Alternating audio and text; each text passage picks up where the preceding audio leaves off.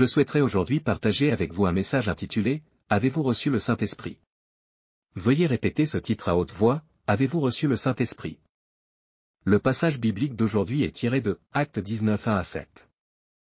Lisons-les ensemble. Pendant qu'Apollo était à Corinthe, Paul, après avoir parcouru les hautes provinces de l'Asie, arriva à Éphèse.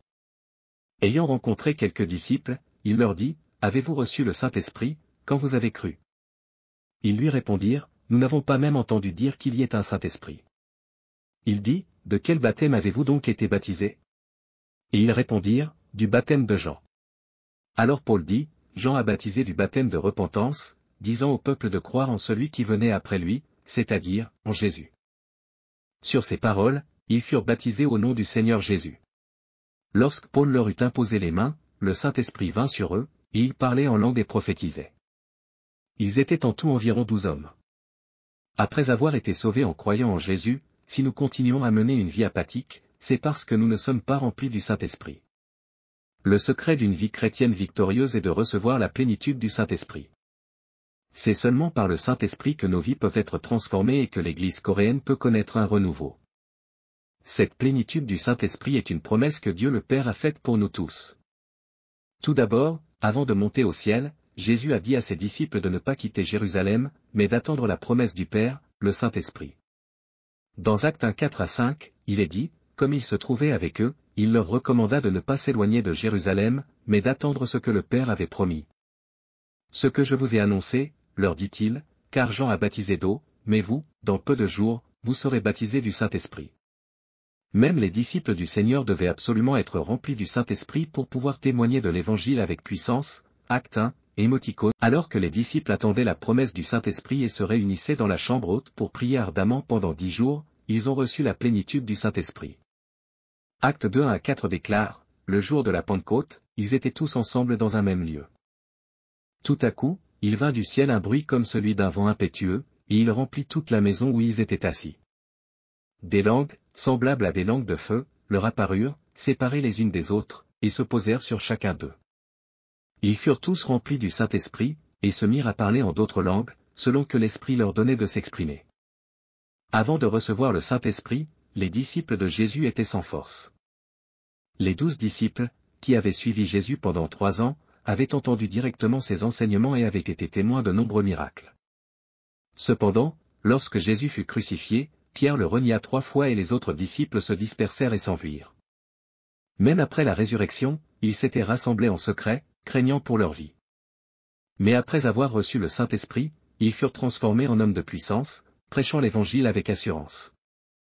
Quand ces disciples remplis de l'Esprit Saint se mirent à proclamer l'Évangile avec audace, 3000, puis 5000 personnes se repentirent et retournèrent au Seigneur en un jour, Acte 2, 41. Ainsi naquit l'Église primitive, marquant le début de l'ère de l'Esprit. Par conséquent, nous aussi devons recevoir la plénitude de l'Esprit Saint pour mener une vie de puissance. Deuxièmement, partageons sur l'expérience de la plénitude du Saint-Esprit.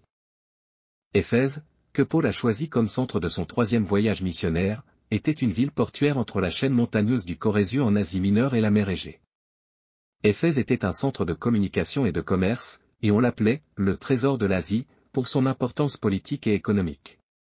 Mais elle était également remplie d'idolâtrie païenne, centrée autour du temple de la déesse Artémis.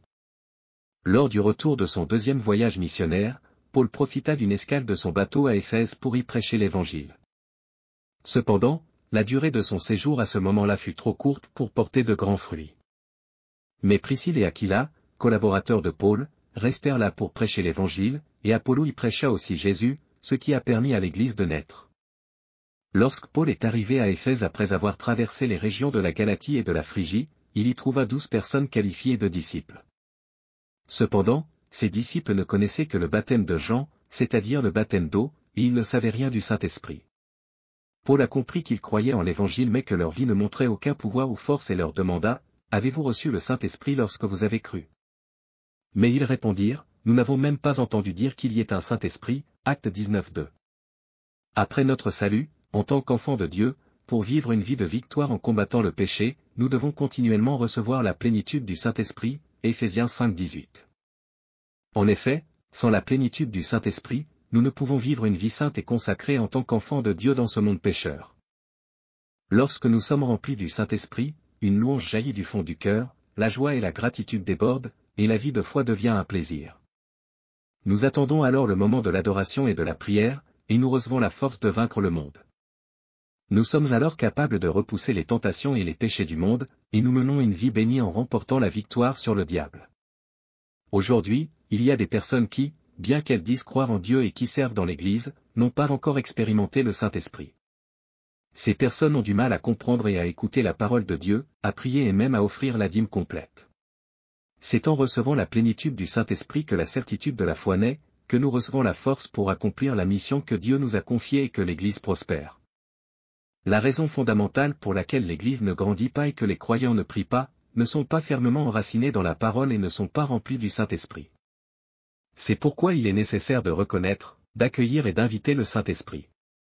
La croissance de l'Église Yoado Full Gospel, le 18 mai 1958, a commencé par le ministère de pasteur Choyonji. Un homme de l'Esprit, rempli du Saint-Esprit, et l'Église a continué de se développer sous l'action du Saint-Esprit. George Whitefield, 1714 à 1770, considéré comme le plus grand évangéliste après l'apôtre Paul dans l'histoire de l'Église, était un homme rempli du Saint-Esprit. Il traversa l'Atlantique 13 fois, entreprit 7 voyages missionnaires en Amérique, prêcha à travers toute la Grande-Bretagne, le pays de Galles, l'Écosse et l'Irlande, et, durant 34 ans. Il prêcha à de grands rassemblements 18 000 fois et environ 30 000 fois dans des réunions plus petites. En disant « Que mon corps s'use pour le Seigneur plutôt que de devenir inutile », il retourna dans les bras de Dieu après avoir accompli toutes ses missions terrestres. Après sa mort, ses sermons, consignés par écrit, ont déclenché le grand réveil et le mouvement de réveil du XVIIIe siècle et ont grandement contribué à la mission mondiale. Le Saint-Esprit promis le jour de la Pentecôte, qui est venu avec puissance comme un feu et un vent, est descendu à travers Philippe sur Samarie. S'est manifesté par l'intermédiaire de l'apôtre Paul aux disciples d'Éphèse et s'est également révélé à George Whitefield, tout comme il se révèle aujourd'hui parmi nous. Ainsi, nous devons être remplis du Saint-Esprit. Lorsqu'on est rempli du Saint-Esprit, l'Église prospère. Jusqu'à ce que l'œuvre du Saint-Esprit couvre le monde entier. Nous devons être remplis du Saint-Esprit, portant la torche de l'Esprit pour éclairer le monde jusqu'aux extrémités de la terre en tant qu'hommes et femmes de l'Esprit. Troisièmement, parlons de la vie remplie de la grâce de Jésus. Lorsque Paul expliqua aux croyants d'Éphèse que le Christ dont Jean-Baptiste témoignait par le baptême était bien Jésus. Les Éphésiens furent baptisés au nom du Seigneur Jésus, Actes 19, 4 à 5. Après avoir enseigné sur le Saint-Esprit, Paul leur imposa les mains, et le Saint-Esprit vint sur eux, leur donnant la capacité de parler en langue et de prophétiser. Actes 19, 6 à 7 déclare, lorsque Paul leur imposa les mains, le Saint-Esprit vint sur eux, et ils parlèrent en langue et prophétisèrent, ils étaient en tout une douzaine d'hommes. Ainsi, le parler en langue est l'un des signes extérieurs caractéristiques du baptême du Saint-Esprit. Alors que le baptême d'eau est une action visible, le baptême du Saint-Esprit est une œuvre intérieure de l'Esprit que l'on expérimente après la régénération. Notre corps reçoit le baptême d'eau, mais notre homme intérieur doit recevoir le baptême du Saint-Esprit. La plénitude du Saint-Esprit, c'est être rempli de l'Esprit de Jésus-Christ, et être rempli de cet Esprit signifie que notre âme est continuellement imprégnée de la pensée et de la volonté de Jésus.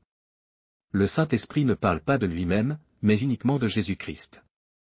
Jean 14, 26 dit, « Mais le Consolateur, l'Esprit Saint, que le Père enverra en mon nom, vous enseignera toutes choses et vous rappellera tout ce que je vous ai dit. » Le Consolateur, le Saint-Esprit, est l'Esprit de vérité qui rend témoignage de Jésus, Jean 15, 26. En tant qu'Esprit de vérité, il nous guide vers Jésus, qui est la vérité, nous permettant de mieux le connaître, de l'aimer davantage et de croire plus profondément en lui. La plénitude du Saint-Esprit est donc ultimement une plénitude de Jésus. Étant remplis de l'Esprit, nous produisons le fruit de l'Esprit, et notre caractère devient semblable à celui de Jésus. Galates 5, 22 à 23 nous dit, « Mais le fruit de l'Esprit est l'amour, la joie, la paix, la patience, la bienveillance, la bonté, la fidélité, la douceur, la maîtrise de soi. » Récemment, dans son livre Astérisque comme conduit par le Saint-Esprit Astérisque, la pasteure et auteure Stormy Omartian, responsable de l'église Mosaic, mondialement aimée par ses lecteurs, témoigne de sa vie qui, avant de recevoir le Saint-Esprit, était remplie de rejet, de blessures, de tristesse, de peur, de dépression et d'anxiété. Elle luttait pour échapper à des pensées suicidaires, et dans la vingtaine, elle errait entre l'alcool et la drogue. Mais, à 29 ans, elle rencontra Jésus par l'intermédiaire d'un ami, et sa vie changea. Pour la première fois, elle reçut le Saint-Esprit et découvrit ce que signifiait vivre sous la conduite de l'Esprit. Elle confie dans son livre, « Le Saint-Esprit habite en nous, nous aidant à devenir davantage comme Jésus et à vivre la vie que Dieu veut pour nous. » Lorsque nous sommes remplis de l'Esprit, notre caractère se transforme et nous portons le fruit de l'Esprit. Ce fruit n'apparaît que chez ceux qui vivent en obéissant à la volonté de Dieu. Nous ne devons pas considérer le Saint-Esprit comme un simple accessoire de notre vie, l'Esprit est notre vie même. Aujourd'hui, elle invite des milliers de chrétiens à la prière et transforme leur vie de manière étonnante. Le Saint-Esprit révèle la gloire de Jésus-Christ en le faisant connaître au monde et en nous guidant à vivre centrés sur lui, en suivant ses enseignements et son caractère, Jean 16,14. Après l'œuvre de la plénitude de l'Esprit, vient le réveil. Pendant 2 ans, Paul prêcha chaque jour la parole à l'école de Tyrannus. Et ainsi, l'Évangile se propagea depuis Éphèse jusqu'aux régions environnantes d'Asie mineure, accompagné de miracles extraordinaires. Acte 19 dit, cela dura 2 ans, de telle sorte que tous ceux qui habitaient l'Asie, juifs et grecs, entendirent la parole du Seigneur. Pendant ces 2 années d'écoute de la parole, les démons furent chassés, les malades furent guéris, et même des mouchoirs et des tabliers de Paul opéraient des miracles. La parole et le Saint-Esprit œuvrent ensemble. Lorsque le Saint-Esprit descend, la puissance arrive, et les démons s'enfuient. Notre vie se remplit de miracles. Alors que l'Évangile recouvrait Éphèse, la ville des idoles et de la magie devint une ville où l'Évangile prospérait. Acte 19-20 dit, c'est ainsi que la parole du Seigneur croissait en puissance et en force. De la même manière, nous devons, par la puissance du Saint-Esprit, chasser les forces du mal qui recouvrent ce monde. Charles Finet, le père du mouvement de réveil moderne, avocat de formation, se convertit et reçut le baptême du Saint-Esprit en 1821, à l'âge de 29 ans. Dans son autobiographie, il confie, pendant 3/4 de siècle de ma vie, le travail du Seigneur s'est poursuivi, et par l'œuvre du Seigneur, 500 000 âmes se sont tournées vers le Christ. Mais ce qui m'a guidé n'était pas ma propre sagesse. Je ressentais douloureusement mon ignorance et mon impuissance, et je ne faisais que regarder vers Dieu avec un désir ardent de sa direction, et il m'a conduit par le Saint-Esprit. Par conséquent, je ne peux que reconnaître tous les fruits de ce ministère comme étant les siens. Ainsi, nous aussi devons être des hommes et des femmes captivés par le Saint-Esprit, témoins de Jésus. Et devenir les protagonistes de l'œuvre de réveil en écrivant le chapitre 29 des Actes des Apôtres sous la conduite du Saint-Esprit. Prions tous ensemble. Père Céleste, dont l'amour, la grâce et la miséricorde sont infinies, remplis-nous de ton Saint-Esprit. Afin que nous soyons tous des hommes et des femmes de l'Esprit, utilisés précieusement et admirablement pour ton œuvre devant toi. Fais que nous puissions élever, ressembler à Jésus, témoigner de lui et vivre comme lui. Nous prions au nom de Jésus. Amen. Alléluia. Avez-vous reçu beaucoup de grâce à travers la parole? Je vous bénis de tout mon cœur au nom du Seigneur pour que vous soyez de plus en plus armés de la parole de Dieu et remplis du Saint-Esprit. Afin que vous meniez une vie victorieuse dans ce monde. Si vous avez aimé cette vidéo, n'oubliez pas de vous abonner à la chaîne, d'activer les notifications et d'appuyer sur le bouton « J'aime ». Cela nous aide beaucoup à préparer plus de vidéos remplies de grâce. Nous nous retrouverons avec joie dans la prochaine vidéo. Que Dieu vous bénisse grandement.